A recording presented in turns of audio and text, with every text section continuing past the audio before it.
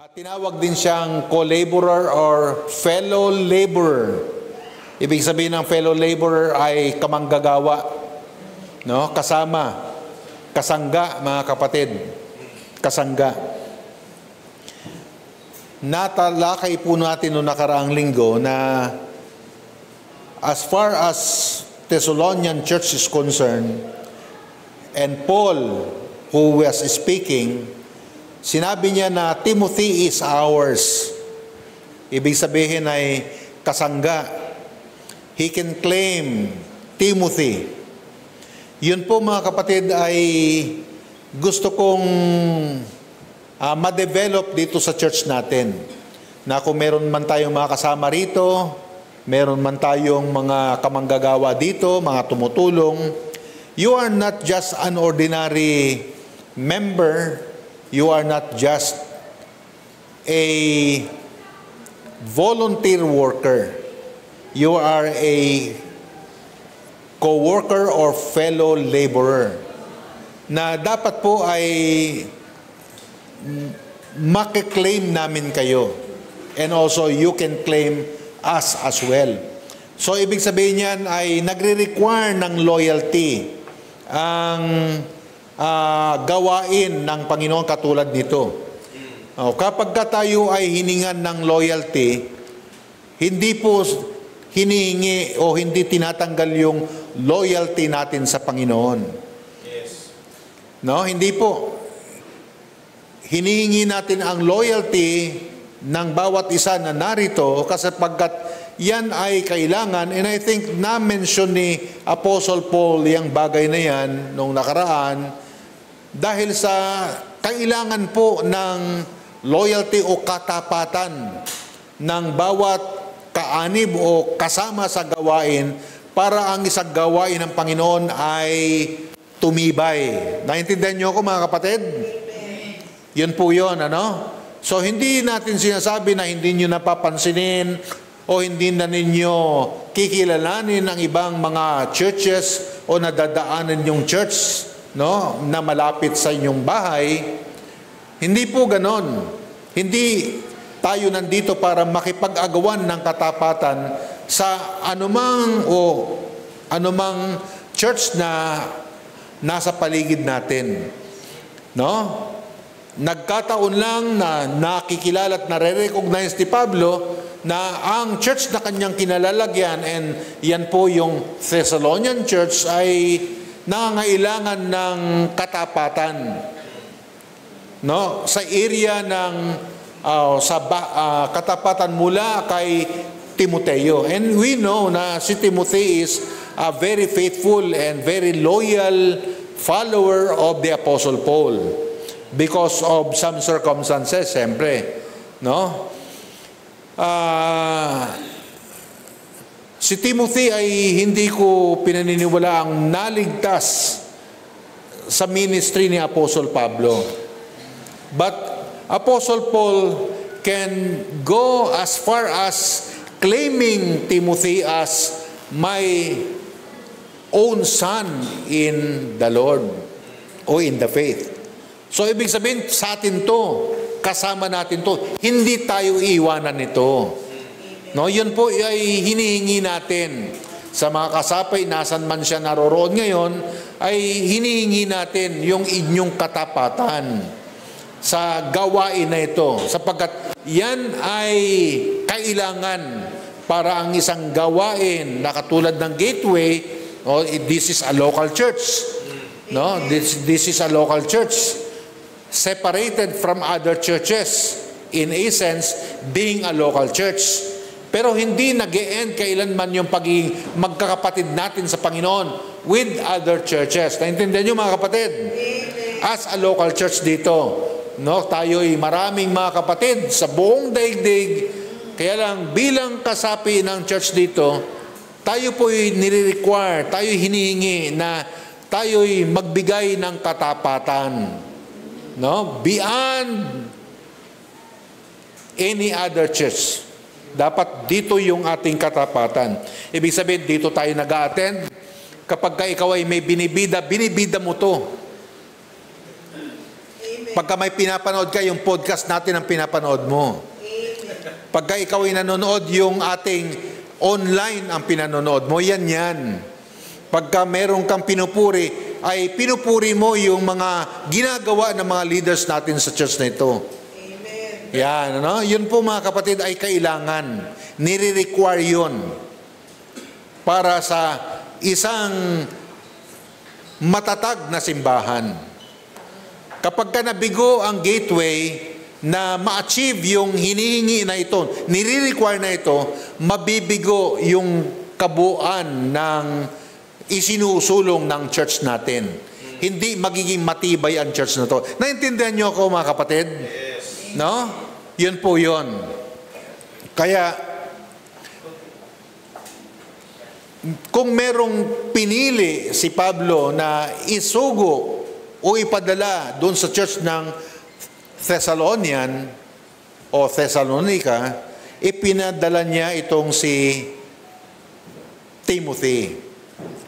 Because Timothy is a very special man or preacher for the Apostle Paul. Considering na siya ay hindi lang fellow laborer, kundi malalim yung kanyang relasyon kay Pablo. Na kahit anong mangyari, hindi ito tatalikod. Considering na ito ay panahon na ng pagtalikod kasi persecution ito. Anyone can turn their back. Panahon ito ng pagsubok, mga kapatid.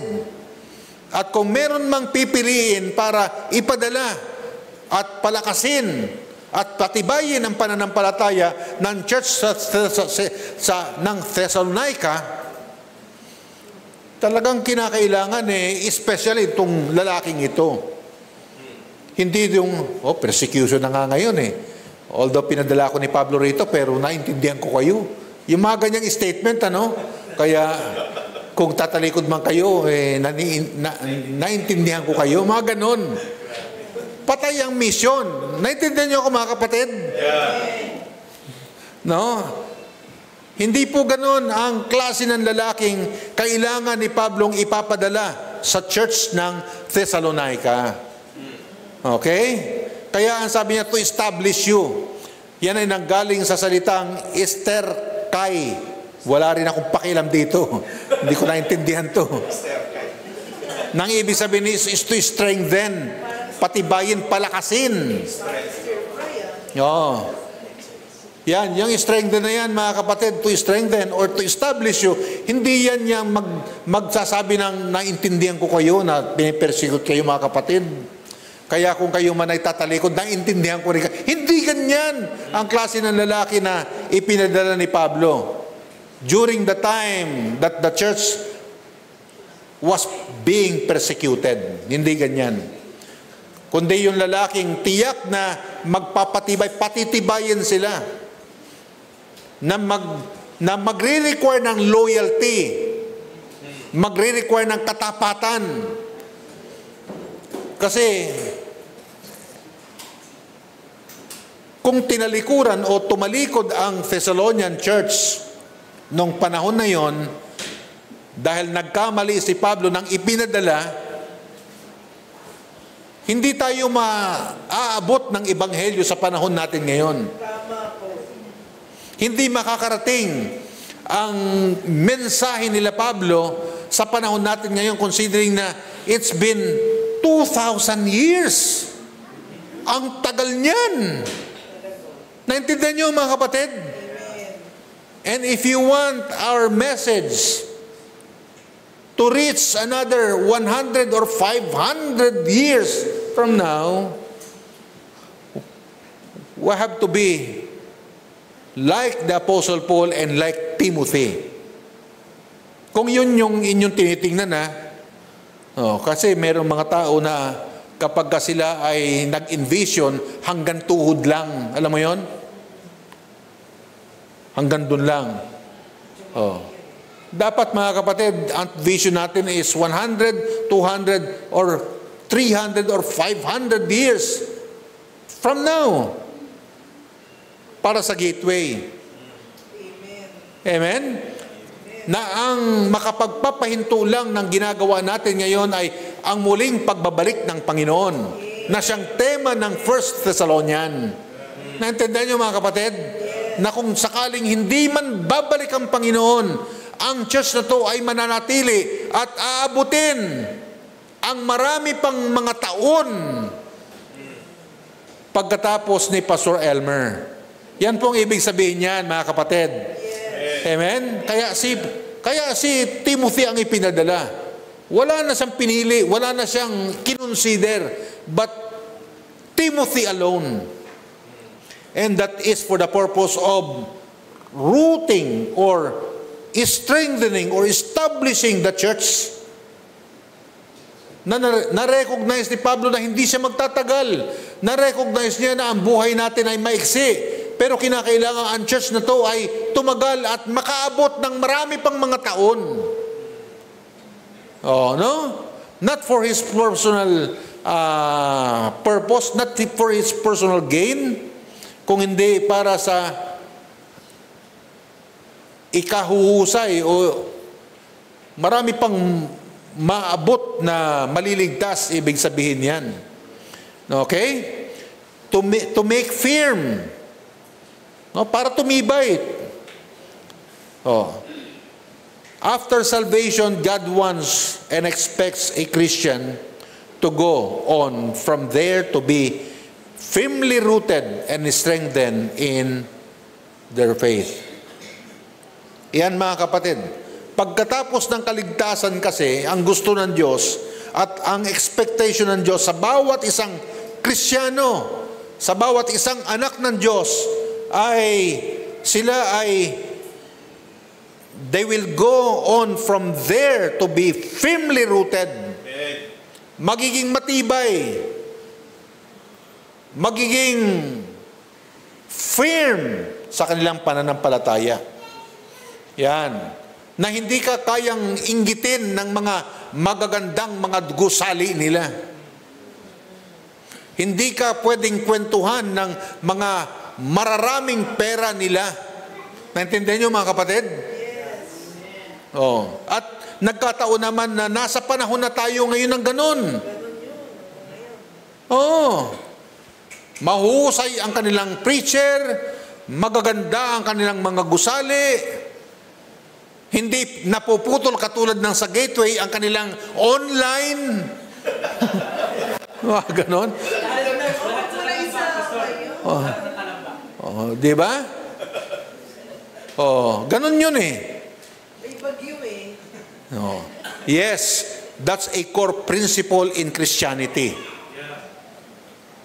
No, ito ay core principle sa Kristyanismo. After receiving salvation, God desires a Christian to continue growing in their faith. At ito mga kapatid ay isa sa nagiging problema ng napakaraming mga pastor at napakaraming mga churches sa panahon natin ngayon. Na kung papaanong ang kanilang mga members ay magiging desirous, magdi-desire na magko-continue sa kanilang paglago sa kanilang pananampalataya. Ibig sabihin, becoming more rooted and strengthened in our understanding of God and our relationship with Him. Problema po yan ng maraming mga churches. Problema yan ng maraming mga pastor. Oh, kaya isa sa mga naging sagot ko, hindi ko alam kung tama eh. Pero isa sa mga naging sagot ko when I was talking to my son Timothy is, tingnan natin, umpisa natin ng isang araw, naging 2 araw, yan. Kaya tayo nagkaroon ng podcast. Kasi hindi ako pwedeng umikot at babaybul studyhin ang bawat isa sa inyo. Kulang ang oras ko. Kahit meron pa akong sasakyan, kahit marunong pa akong magmaneho, kahit merong road, hindi kaya. Ang dami nyo. Oh, at kung sakali mang kaya ko na makarating sa inyo, at the end of the day, patay na ako. Oh. Pero Ang isa sa prinsipyo, mga kapatid, core principle ito, pinakapuso ito, ito'y pinakasentro ng prinsipyo ng Christianity, na ang sino mang nagiging mananampalataya ay magpupurso ng kanyang paglaki sa kanyang pananampalataya. Amen. At isa sa mga naging sistema rito ay nagkaroon tayo ng podcast at nagkaroon tayo ng kublihan. Amen. Yung kublihan na yan ay pagsisikap. At walang mangyayari kapag kayong mga leaders ng mga kublihan natin ay puro pahinga-pahinga lang at hindi nyo imimit yung mga inassign sa inyong dapat ninyong minimit every week. Hindi ninyo i-check kung nag-a-attend ba yung... Kaya tayo, chine-check na natin ngayon. Kaya nandyan si Amphi. Oh? Chine-check na natin kung ang lahat ng mga kublihan ay gumagawa ng kanilang dapat gawin per week. Ito, mga kapatid, ay pagsagot doon sa dinidemand ng Panginoon. Naintindihan niyo, mga kapatid? Amen. Na hindi natin kayang gampanan in the past, pero ngayon, sinisikap natin na kahit mahirap, kahit parang imposible, pero pinagsisikapan natin. Because we understand na ito ay core principle ng pagiging Kristiyano. Naintindihan niyo, mga kapatid? Amen. And it involves actively pursuing a deeper knowledge of the Bible. Oh. Deeper knowledge of the Bible. Kaya nga, nandyan na yung mensahe. Oh. Ako'y nagtitiwala na yung mga kublihan leaders natin ay tumatalima dyan. Naglilista kayo ng mga dapat ninyong i-jot down mula sa mga mensahe. Pero hindi magtatagal, mga kapatid. Ako na ang magpreprint mula sa mensahe ko at ibibigay sa mga kublihan leaders para itong mensahe na to ay magiging malalim pa do sa mga taong nasa ilalim ng inyong pamumuno. Because what we need is deeper knowledge of the Bible. Deeper. Yes. Hindi lang binasa. Hindi lang alam ko na yan. Hindi, yung malalim. Oh, bakit? Kasi darating ang panahon. Hindi ko alam kung mangyayari pa yung nangyari kila Apostol Pablo. Darating ang panahon na magiging mahirap para sa atin ang maging Kristiyano. Oh, hindi persecution kundi nangyayari na yan sa panahon natin ngayon. Oh. Ang labanan sa ministry, pagandahan, pabonggahan. Naintindihan niyo, mga kapatid? Oh, at tayo yung mga materialistic na mga tao na anumang maganda ay nakaka-attract sa atin. Hindi natin pwedeng ialis yan. Hindi natin po pwedeng, uy, huwag kang ma-attract. Oh. Pwede kang ma-attract, titingin ka lang, pero hindi ka magbabago. Yan ang ibig sabihin yan eh. If you have deeper knowledge of the Bible. Yan. Kaya sabi ng Proverbs chapter 18, verse 15, the heart of the prudent getteth knowledge. Amen. The heart, oh. The heart. Ano sa Tagalog yung prudent? Wise. Matalino. Marunong. O sa English, wise. Getteth knowledge. O, kaya yung mga hindi matatalino sa buhay, anong nangyayari sa kanila? They easily get attracted with almost anything. Buhay pa lang ang pinag-uusapan natin yan, ha? At kahit na sa buhay pananampalataya, the same. Amen? They get easily... magpapalitsyon tayo sa Sunday, may lechon tayo, o sabihin ko sa inyo, mas marami tayo sa Sunday.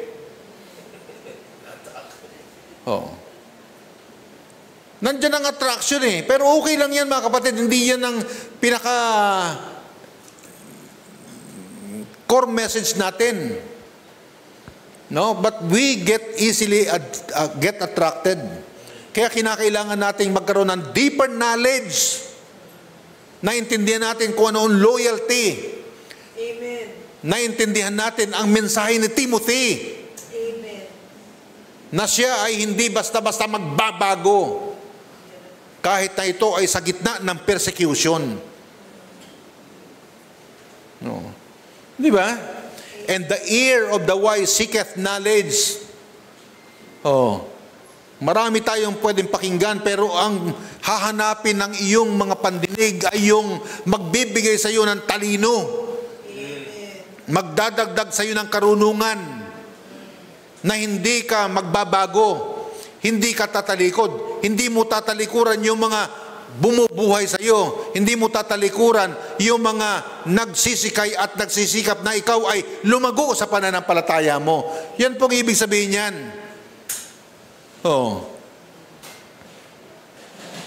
You see? So, studying the Bible helps Christian understand God's character. Kaya meron tayong Bible eh. Oh, pero kung ang Bible na yan hindi naman binabasa at hindi ko na talaga inaasahang babasahin pa ninyo yan, kaya nga pinagsisikapan natin. Meron na kayong Kublian Leader, meron na tayong podcast araw-araw. Para maintindihan natin, maging malalim tayo pagdating sa pagkaunawa natin sa karakter ng Diyos. Hindi lang natin maunawa na meron Diyos, kundi yung kanyang karakter, yung kanyang ugali. Kasi yung plano niya ay maintindihan natin, depende sa pagkaunawa natin doon sa karakter ng Diyos eh. Naniniwala ka nga na mayroong plano ang Panginoon sa iyo at maganda ang plano, pero hindi mo naman naintindihan na base sa karakter ng ating Panginoon, ang Diyos ay nagre-require ng loyalty, nagre-require ng responsibility. Oh. You see, na kahit na ang Diyos ay nagre-require ng responsibility, hindi siya nang iiwan. Mga kapatid, hindi nang iiwan ng Panginoon. Na kahit na pinapalo niya ang kanyang anak, hindi siya nang iiwan. Amen. Yan po ay karakter ng Diyos. At yan ay matatagpuan mo lang sa mga pahina ng salita ng Panginoon. Amen. Oh. You see that? Kaya sa Romans chapter 15 verse 4, ito pong sabi, for whatsoever things were written aforetime or before today were written for our learning. O, kaya ang banal na kasulatan ay aklat ng mga kasaysayan, mga kwento ng mga bansa at mga buhay ng iba't ibang mga tao sa iba't ibang mga kapanahunan. At yan ay isinulat sa mga pahina ng mga salita ng Panginoon. Sabi po ni Pablo, for our learning, that we through patience and comfort of the Scriptures might have hope. Para magkaroon tayo ng pag-asa. Amen. Para maituloy natin kahit mahirap.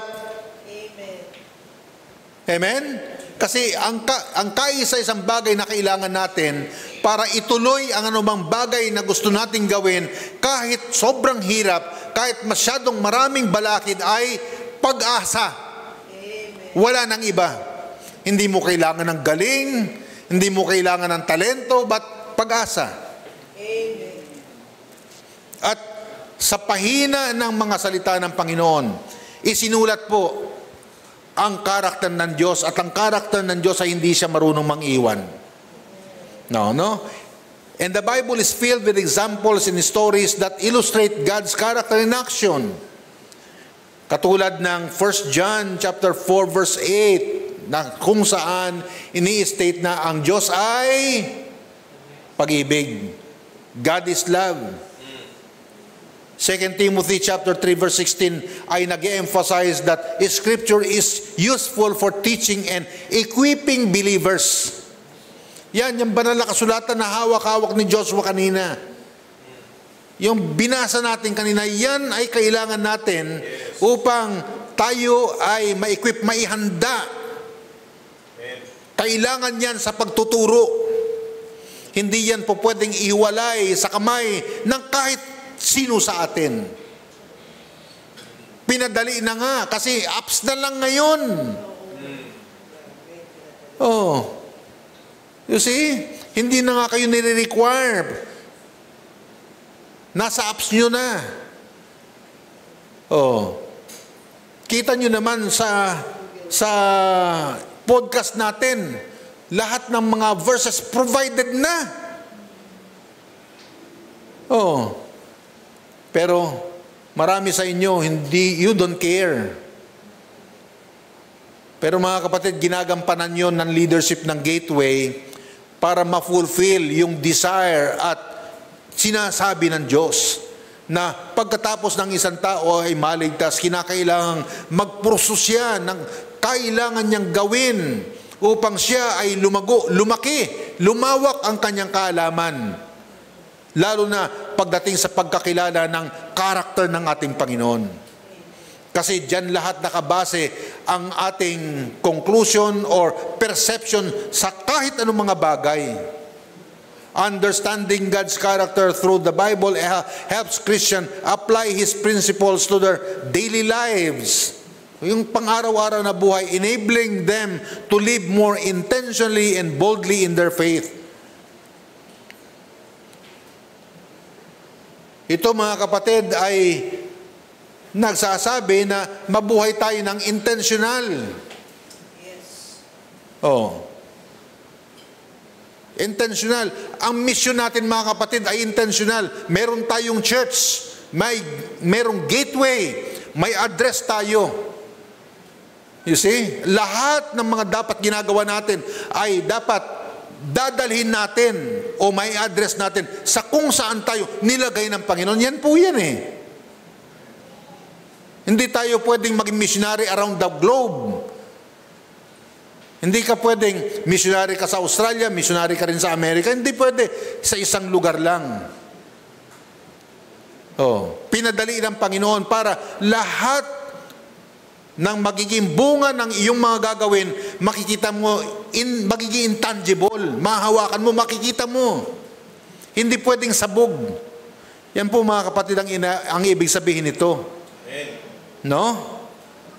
Yan. Magiging intentional. Yes. Magiging intentional tayo. Hindi ako po pwedeng maging pastor ng buong mundo. Intentional dapat. Kaya ang unang creation ng podcast natin, address ito sa lahat ng mga members ng Gateway. Yun. Yan ang unang-una. Oh. You see? It involves actively choosing to believe in God even when faced with doubts or challenges. Oh, panahon ngayon ng marami nakapagdududa ngayon, makapag-shake ng mga paniniwala natin. Oh, sabi ko nga sa inyo ito, inulit ko na naman ito, nanood na naman ako ng mga worship services ng libang na libang ako talaga Oh. Oh, yung dance in the spirit, meron palang dance in the spirit. No? Nalilibang ako para nanonood ako niyan para lang gusto kong magkaroon ng malawak na understanding pagdating sa maraming mga bagay. Oh. Salvation is not just a one-time event, but a continuous journey of following Jesus' teachings. Yan po ang kaligtasan natin. Hindi lang to one time na maligtas na, okay na. No, hindi. Ang gusto ng Diyos, ipupurso natin ang mga bagay na makapagpapalago, makapagpapatibay, at makapagpapalaki sa atin bilang mga anak ng Diyos. You see? Oh, may naririnig ako. Tayong nag-alaga, tayo nag-win sa Panginoon. Sinusundo pa natin. Tapos merong church na nag-offer lang ng bigas. Oh, nakuha na. Oh, nasaan ang yan ang dahilan kung bakit si Apostol Pablo ay nagtuturo.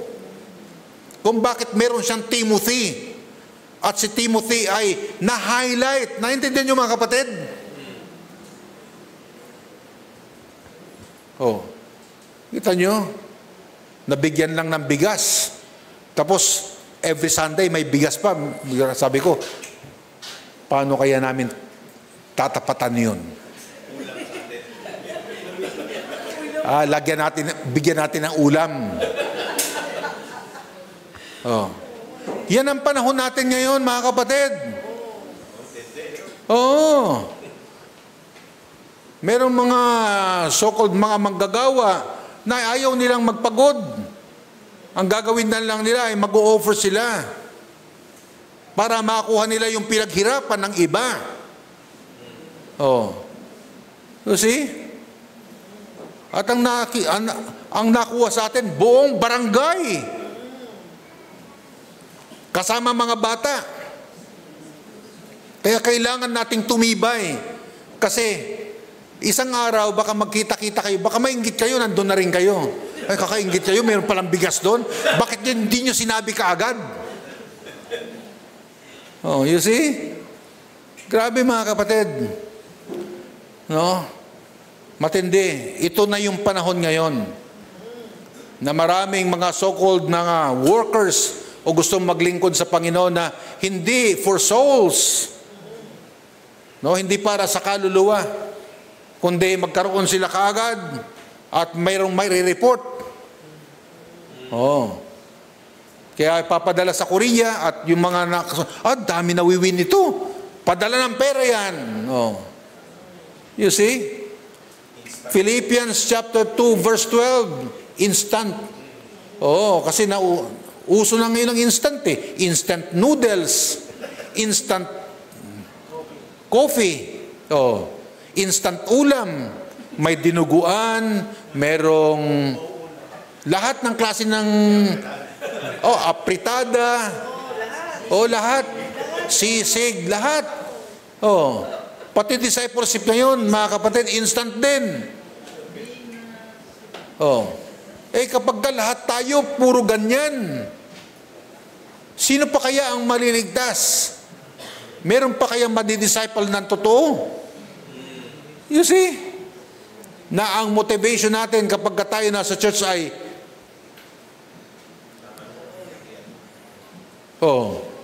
hindi yan mga kapatid ang inutos sa atin ng Panginoon. Amen? Amen? Pagka dumating yung persecution, yan ang unang-unang mawawala. Na ang hangarin natin dito ay maging katulad tayo ng Thessalonica, na mananatili tayo kahit na nasa gitna tayo ng persecution. Yan. Kaya Philippians chapter 2 verse 12, wherefore, my beloved, as ye have always obeyed, not as in my presence only. May mga ganyan talaga. Sinabi siguro ni Pablo to kasi naintindihan niya na meron talagang sumusod kapag nakikita niya eh. Pagka nandiyan si Pablo, sipag.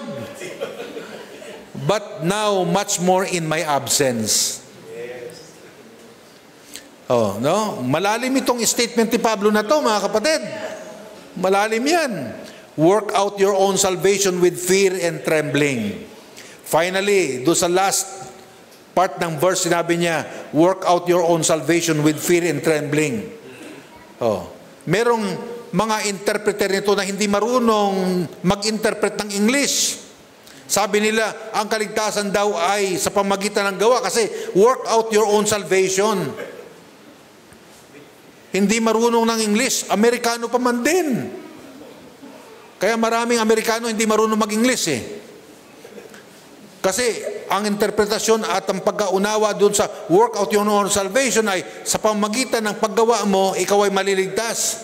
Ako nga Pilipino, naintindihan ko yan eh. Na kapag meron kang kaligtasan, i-work out mo. Yes. Pagka wala kang i-work out. Hindi ka pwedeng magbigay ng kahit anong bagay na wala ka. You have to give. Yes. You see? Work out your own salvation. Tayo na mga tumanggap na ng kaligtasan, gamitin natin ang kaligtasan natin. Huwag tayong magpapadaig doon sa mga gumagawa para maligtas. Wala silang pag-asa pag gaganon. You see? Yan. Paiksiyan na natin. God provides the power and resources to overcome sin and live a life pleasing to Him. Pinaiksi ko. Yan ang Panginoon na meron tayo. Kaya nating lumago kasi God provides the power and resources to overcome sin and live a life pleasing to Him. Lalo pa inilagay tayo sa gateway.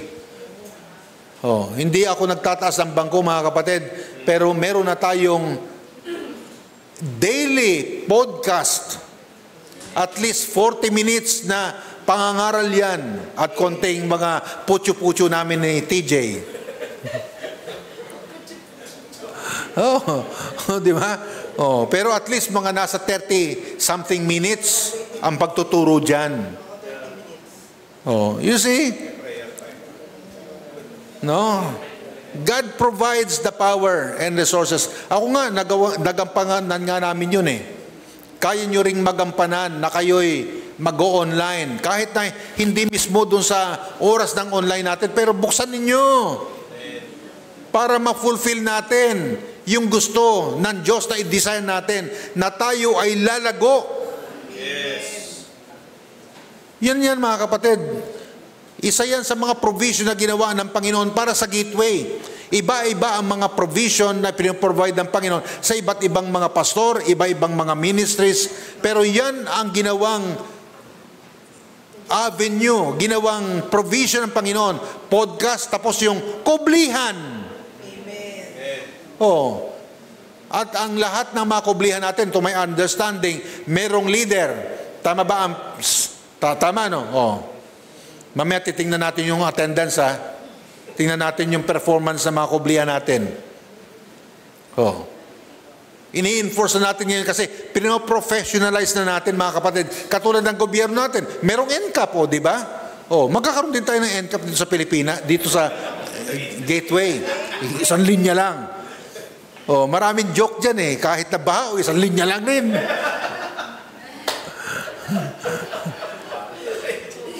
Yan mga kapatid, at least ang basa ko dyan, nagsisikap ang gobyerno natin gumawa ng mga paraan para madisiplina tayo, mapaganda kahit na sa tingin natin, pangit. Pero at least meron silang ginagawa. You see, sa paniwala ko, hihinto yan kasi yung one rider ay nag-react na. Magkakaroon na ng hearing sa Senado niyan, mawala talaga yan. Pero babaguhin na naman nila. Bakit?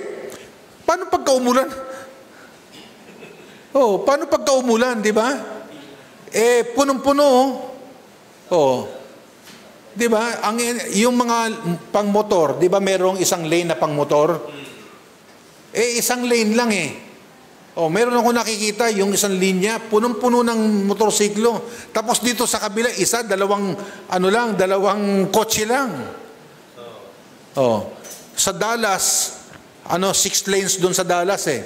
Pero meron doon na gumagalaw, yung pinaka-island, gumagalaw yun. Para palakihin yung isang side kung saan makapalang traffic. Yun wala ang NCAP. Gawin din nila yun. Dadalawa lang ang kotse yan. Iurong ninyo, gawin ninyong 2 o 3 lanes sa motorsiklo. Di ba mga kapatid? Ganon yun. Esep lang, ika nga. Pero at least merong ginagawa. Ganon din dito sa gateway. Gumagawa tayo ng paraan para masunod natin. Hindi po ito mandato ng mga tao, hindi mandato to ng ating Panginoon. No, ang pamamahala ng church, mga kapatid, ay hindi nanggagaling sa tao, nanggagaling to sa Diyos. At ang ang pinanggagalingan ng ating mga sistema rito ay ang salita ng Panginoon. No, hindi po sinabi magkaroon ka ng kublihan, hindi sinabi mag-podcast ka. Ang sinabi, ituloy mo, kapag naligtas ka, ituloy mo, mag-desire ka na ikaw ay lumaki sa pananampalataya. Kaya pinipilit natin na magkaroon tayo ng daily broadcast para mai-provide natin, maibigay natin ang isang paraan para ikaw ay lumaki. Sari-sari ng pinag-uusapan doon. Sari-sari ng tinuturo dyan. Nakatulong naman sa akin kasi halos lahat na yata ng topic, kaya ko ng kaya ko ng talakayin ngayon. Kita mo? No? God provides. Kaya sabi ni Pablo sa Philippians 4:13, I can do all things through Christ which strengtheneth me. No, God provides. Why? Because Christ strengthens. Si Christ ang nagpro-provide even strength, even grace that we need to be able to continue. God provides. Di ba?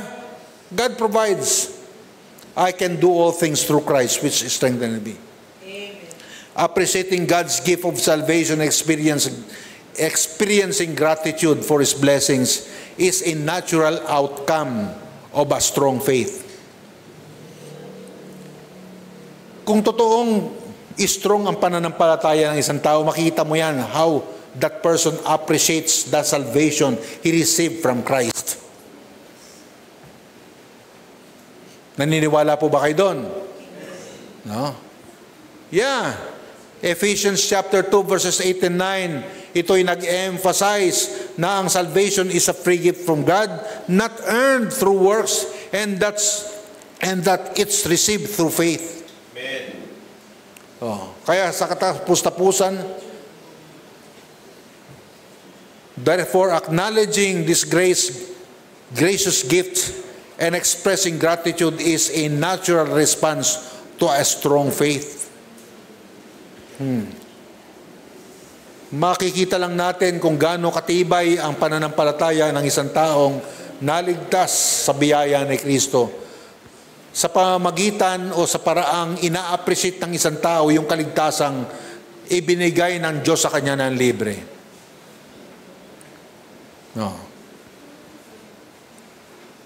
You see? Appreciate it, my friends. Appreciate it. Isa lang beses lang tayo maligtas. Pagkatapos nito, wala na. When we get to heaven, hindi na natin kailangan ng pananampalataya. Sapagkat doon nakikita na natin ang Panginoong Jesus. Doon makikita na natin yung dati inaasahan natin. Ngayon hindi pa natin nakikita, kaya ang kailangan natin pag-asa.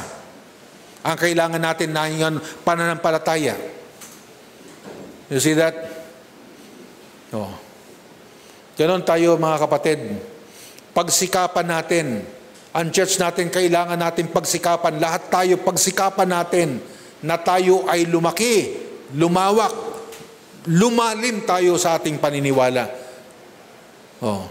Bakit? Sapagkat maraming iba ang prinsipyo. Marami ang ayaw nilang magpagod.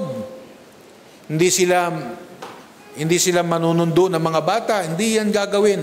Hindi nila pagtsatsaga ng mga bata dyan. Sa atin, pinakakain pa natin. Pinalalaki natin yan. Mamaya wala na. Nasaan na? Nandun, binibigyan ng bigas tuwing Sunday. Susunod, magkakaroon na ng parlor yon. Para yung mga nanay, parlor, magdoon kayo magsimba, pero ang parlor ninyo, lahat ng mga pakulo niyan. Ang mga pakulo ng mga yan ay para i-cater ang mga Kristiyano na nagsisimba sa iba na makuha nila. Samantalang tayo, gumagawa tayo ng paraan para yung mga hindi pupunta sa langit, makita nila ang daan. Makita nila. Di ba? Pero hindi natin magagampanan yan kapag ganito kalalim tapos nandito lang tayo. Pagka ganito lang ang knowledge natin o ang alam natin o kaya natin makita ganito lang, samantalang ganito dapat nating makikita, hanggang dito dapat, pero hanggang dito lang, yun, hindi ninyo makikita at hindi nyo marirealize na merong mga taong ayaw maghirap, pero gustong magkaroon ng meron tayo. Oh. You see? At naintindihan ko yan. May mga kapatid tayo, discouraged. Inaalu-alu nga namin ni Ellen eh. Oh. Kaya, papadala natin sa parlor para ma-encourage. Oh. You see? Sino ba naman ang hindi ma-discourage niyan? Siya ang nag-witness, gumawa ng paraan para sila lumaki, lumago. Oh. Tapos meron darating na foreigner. Maraming pera. Iba na ang labanan ngayon, mga kapatid. Oh. Kaya pinagsisikapan natin magkaroon tayo ng pera rin.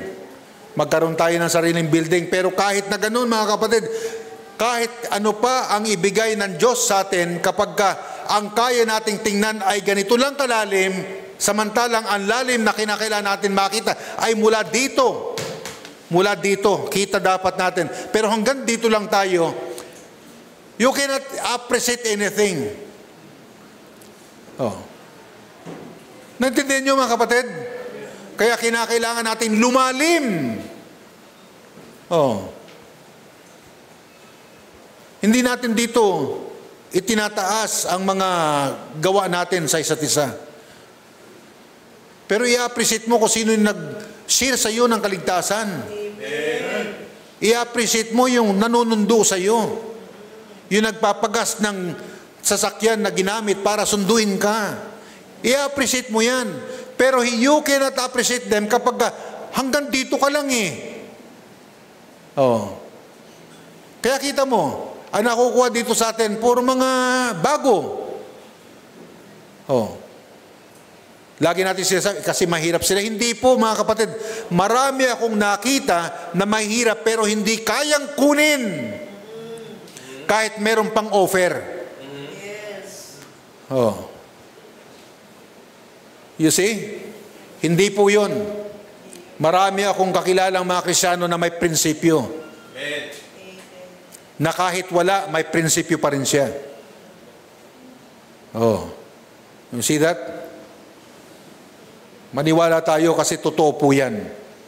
Kinakailangan natin palalimin ang ating paniniwala. Hindi sa Baptist. Kundi sa karakter ng Diyos kasi. Amen. Paano pagka natabihan tayo ng Baptist din? Mas maganda tong Baptist na to. Patay tayo dyan. Oh. You see? Hindi yan. Kundi bilang isang local church, kailangan natin as a local church na mamulat sa katotohanan ng buhay sa gawain ng Panginoon. Amen. Na merong mga sumasawsaw o pumapasok sa ganitong level na ayaw maghirap. Ayaw nila maghirap. Kaya, ibibigay nila ang kanilang kaya at ang karamihan ng gumagawa niyan ay mga foreigner, mga singkit, mga kapatid. Hindi sakang, singkit. Hindi Japanese, Koreano. Kaya may mga Baptist churches na Koreano na ngayon. Kaibigan kong church, nagpa-umbrella sa Koreano. Tamo ha. Magkakaroon ng conference. Tatanggalin yung Baptist.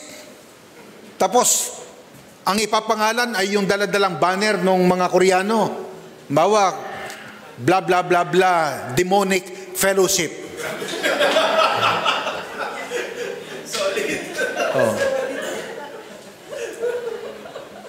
Ganon. Mga Baptist, ginagawa yan. Tapos picture-picture sila ron. Pagkatapos, ibabalik na yung Baptist Church.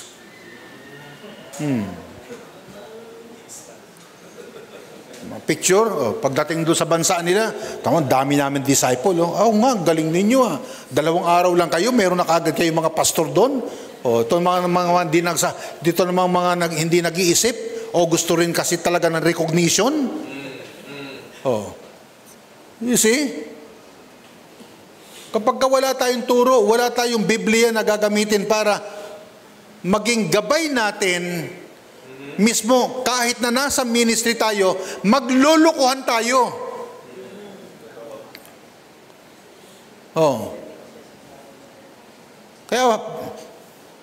Kaya binalikan ko tong verse 2 na to . Dapat nasa verse 3, binalikan natin to. Kay Timothy tayo nag-focus. Kasi panahon na ngayon. Papayag ba tayo na magpapaloko tayo in the name of the ministry? Pumapasok tayo sa mga barangay ng mga mahihirap. Merong mga foreign na naman pupunta sa mga barangay ng mga mahirap kasi sa tingin nila at ang paniwala nila, mas madaling lokohin ang mga mahirap.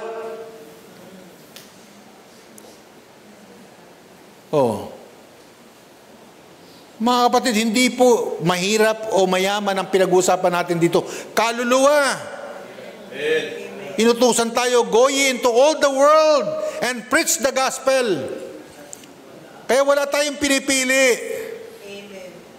Merong may kaya, merong wala, okay lang. Kapag nagdala tayo ng pagkain, hindi yan para sa mga wala lang. Kahit sino pwedeng kumain. Wag lang si Raymart. Taba na ni Raymart, kita yung taba na . Wag na. Medyo meron na, tumutubo na . Kabata-bata, lumalaki na tiyan. Wag niyong bibigyan ng pagkain yan. Hindi pang mayaman lang yan, hindi pang may kaya. Para sa lahat yan kung sinong may kailangan. Pero wag niyo na ubusin, baka naman talagang yung dahilan kung bakit dinadala yan, baka maubusan. Pero in general, mga kapatid, wala tayong pinipili. Bakit? Kasi dito, ang lengguwahe ng ministry is ministry, kaluluwa. Amen. Hindi tayo bumibili ng kaluluwa. Pinagtsatsagaan natin yan. Sa Sunday na yun, Father's Day, meron tayong lechon sa Father's Day. Huwag kayong mawawala. Baka wala kayo, tapos yung mga wala rito every Sunday, nandito sila, at sila uubos nun. Let's be fair. Pero dahil church ito, hindi naman natin pwede sabihin, yung mga ngayon lang umatenda, doon sa likod. Hindi po pwede yun. Church tayo di ba mga kapatid? Walang ganung rules kasi, church Sa church walang ganung rule. Pero kahit na wala tayong rules, kapag ikaw malalim, you can read between the lines of what is right and what is right. Di ba? Kasi right lang ang marirecognize mo. Ganon yan. Di ba? Magpakalalim tayo. Araw-araw na nga, ginagawa natin ang paraan. Kinakailangan nating lumalim, mga kapatid, kundi maluloko tayo. Marami tayong paghihirapan dito na ang makikinabang ay yung mga nagkukunwari na mga ministro o kaya manggagawa ng kalikasan. Tayo yung mga manggagawa ng kaharian ng Panginoon. Tayo yung mga lingkod ni Kristo. At kailanman hindi tayo kumatok ng kahit sinong tao rito na member na ng isang church. Kung sila man ay pumunta rito, sila ang dahilan kung bakit nandito sila.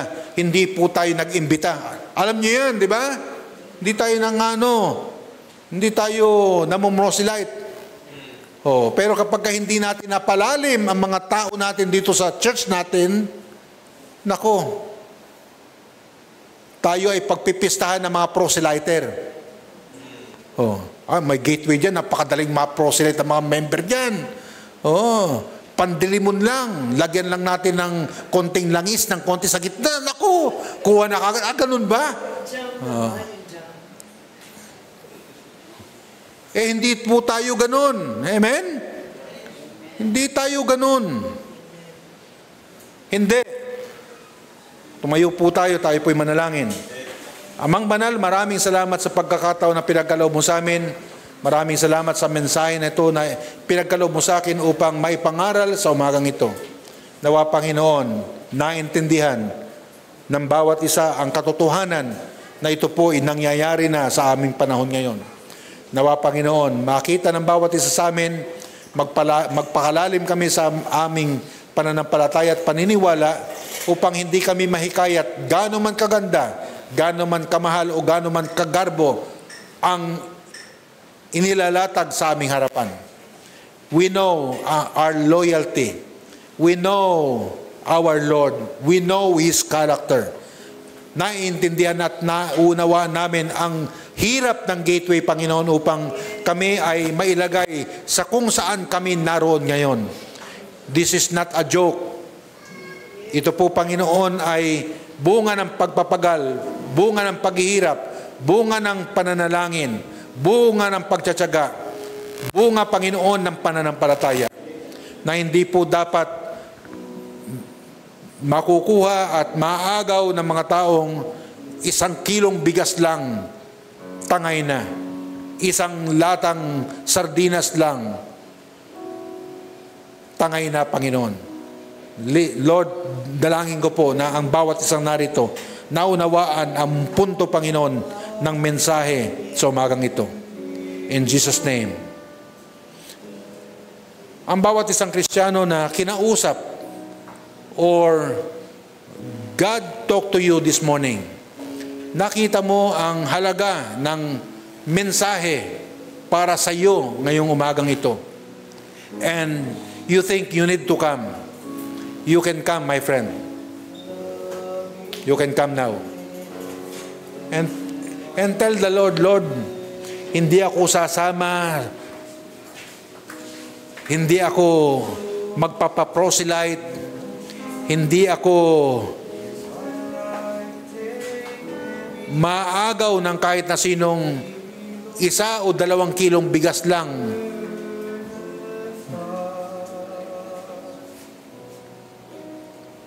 Lord, sa akin, mahalaga na ako'y pinalaki, ako'y tinuruan, ako'y pinagtiyagaan sa gateway, Panginoon, upang ako ay makarating sa kung ano ako ngayon. At alam ko na mula ngayon, marami pang baitang ang aakyatin mo sa biyaya ng Panginoon.